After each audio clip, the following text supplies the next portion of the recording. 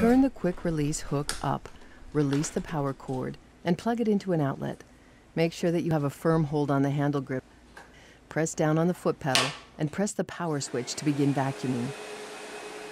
On the back of the vacuum, the orange slider can be closed off so that the handle will go to an intermediate stop position for moving to rugs. Switch the orange slider back to allow the vacuum to go completely horizontal.